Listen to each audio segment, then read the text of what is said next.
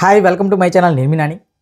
Present mega అభిమానుల ఆనందం ఏ రేంజ్లో ఉందంటే, ఒక చిక్రీ సాంగ్, ఒక మీసాల పిల్ల, ఇప్పుడు నెక్స్ట్ ఉస్తాద్ భగత్ సింగ్ నుంచి అసలు డ్యాన్స్ అనేదే మర్చిపోయిన పవన్ కళ్యాణ్ గారితో గబ్బర్ సింగ్ సినిమాలో వేరే లెవెల్లో ఎలా డ్యాన్స్ కుమ్మారో మనకు అందరికీ తెలిసిందే. సో ఆ రేంజ్లో మరొక్కసారి పవన్ కళ్యాణ్ గారి డ్యాన్స్ చూడబోతున్నాం మనం ఈ డిసెంబర్ 9 ఉస్తాద్ భగత్ సింగ్ సినిమా యొక్క ఫస్ట్ సింగిల్ ప్రోమోతో.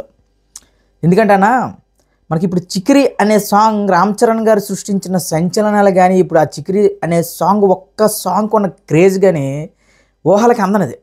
చిక్రీ అనే సాంగ్ ప్రపంచవ్యాప్తంగా దుమ్ము దులుపుతుంటే, ఇక రీజనల్ లాంగ్వేజ్ విషయానికి వస్తే మెగాస్టార్ చిరంజీవి గారు మీసాల పిల్ల, ఇప్పుడు శశిరేఖ, ఈ రెండు సాంగ్స్తో మామూలుగా బ్యాటింగ్ పెట్టలే.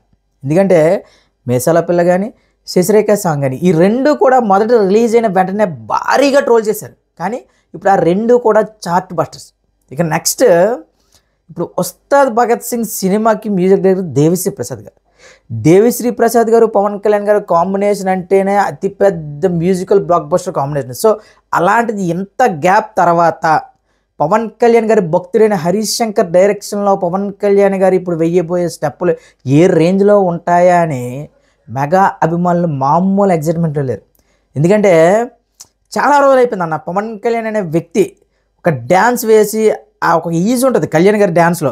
అంటే అందరు హీరోలాగా ఏదో జిమ్నాస్టిక్స్ చేసేలాగా అలా ఉండదు, ఒక ఈజీతో చేస్తారన్న. ఆ టైప్ ఆఫ్ డ్యాన్స్ స్టెప్పులు కానీ పడితే మామూలుగా ఉండదన్న, అరాచకమే.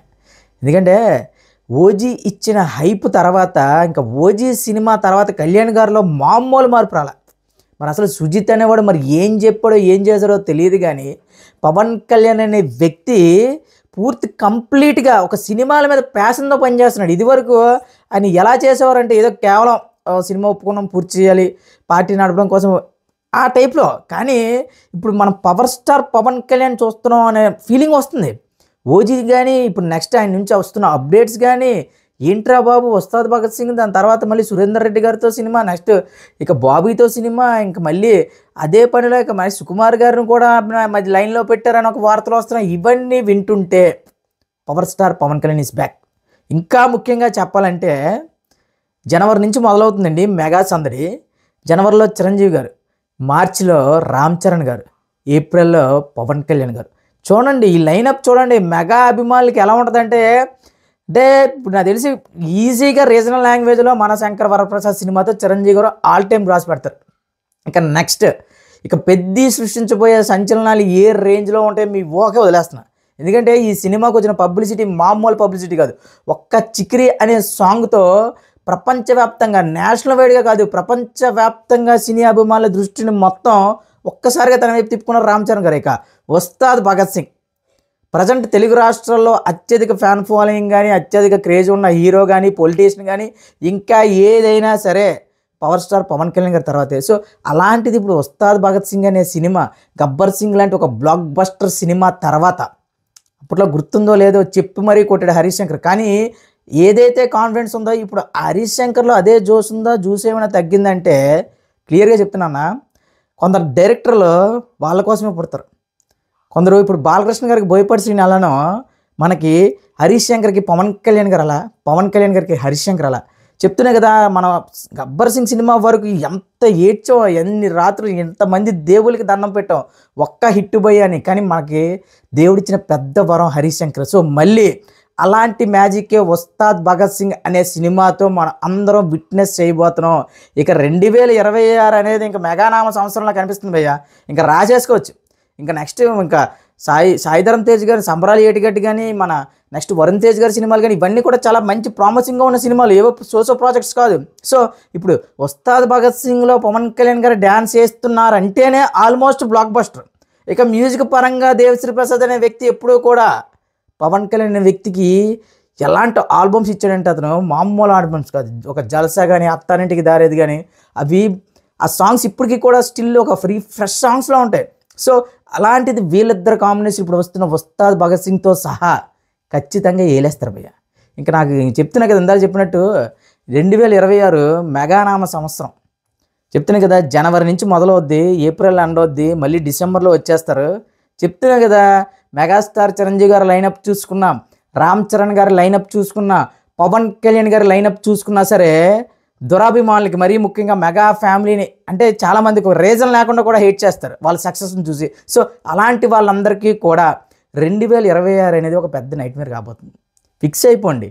మన శంకర్ వరప్రసాద్ సినిమాని ఎవడు ఎంత ట్రోల్ చేసినా సరే అనిల్ రావుపూడి అనే వ్యక్తి మనోడు అంటే క్లియర్గా ఒక మంచి పందాన్ని ఎంచుకున్నాడు భయ్య. అందరిలాగా ఏవో పెద్ద పెద్ద బడ్జెట్లు పెట్టేయట్లేదు, అవి ఇవి లేకుండా హడావిడి చేయట్లేదు, చక్కగా ఫ్యామిలీ ఆడియన్స్ నచ్చే సినిమా తీస్తున్నాడు. అది చాలు.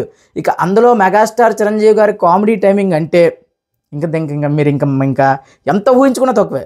ఇప్పుడు ఈ మధ్యన బాగా వినిపిస్తున్న పదం ఏంటంటే అనిల్ రావుపూడి గారు క్రింజ్ తీస్తున్నారో గంజి తీస్తున్నారో మీకెందుకురా. ప్రొడ్యూసర్ అనేవాడు 10 రూపాయలు పెడితే 30 రూపాయలు కాదు కదా 300 రూపాయలు వస్తున్నాయి అనిల్ రావుపూడి సినిమాలకు. అది కదా సక్సెస్ అంటే. 1000 కోట్లు 2000 కోట్లు ఖర్చు పెట్టి 1000 కోట్లు ఖర్చు పెట్టిన సినిమాకి 1200 కోట్లు, 2000 కోట్లు ఖర్చు పెట్టిన సినిమాకి 2200 కోట్లు వస్తే అదే లాభంరా బాబు. ఎవడు క్రింజు గింజు ఏది అనుకున్నా సరే ఈ సంక్రాంతికి మాత్రం మెగాస్టార్ చిరంజీవి అనే వ్యక్తి దున్నేస్తాడు. ఇక మార్చిలో చరణ్ బాబు కొట్టే దెబ్బ ఎలా ఉంటుందంటే, చరణ్ బాబు కొన్ని సినిమాలు చెప్తున్నా కదా, ఆయన సినిమాలకి టాక్ పడితే అవి ఆల్ టైమ్ ఇండస్ట్రీ హిట్లే. ఒక మగధీర, ఒక రంగస్థలం చెప్తున్నా కదా, మొన్న RRR, ఇప్పుడు నెక్స్ట్ కూడా పెద్దతో అదే రిపీట్ కాబోతుంది. ఆల్రెడీ ఓజీ అనే సినిమాతో మొత్తం చెక్కేశారు పవన్ కళ్యాణ్ గారు. మామూలుగా కాదు, ఎవడెవడో ఏదేదో బాగాడు కదా, 100 కోట్ల షేర్ లేదు, ఇది లేదు అది లేదు అన్నోడికి కేవలం తెలుగు లాంగ్వేజ్తోనే 350 కోట్లకు రాసి పెట్టాడబ్బా. అది పవన్ కళ్యాణ్ గారి స్టామినా చెప్తున్నా కదా. అది కేవలం 60 రోజులు కూడా డేట్స్ ఇవ్వాలని ఒక సినిమా ఓజీ అనే సినిమా. ఇంకా క్లియర్గా చెప్పాలంటే ఇప్పుడు ఫుల్ కాన్సన్ట్రేటెడ్గా వస్తున్న ఉస్తాద్ భగత్ సింగ్ సినిమా మాత్రం మళ్ళీ ఇంకా ఫ్యాన్స్కి ఫుల్ మీల్స్ భయ్యా. మనకి ఏవైతే mass songs, mass steps, mass డైలాగులు, పవన్ కళ్యాణ్ గారి వింటేజ్ లుక్, అది 100% కాదట, 200% హరీష్ శంకర్ అయితే మనకి ఇవ్వబోతున్నారు. ఫిక్స్ అయిపోండి. ఈ సంవత్సరం 2026 అనేది రాబోతున్న ఈ 2026 అనేది మెగానామ సంవత్సరంగా మారబోతుంది.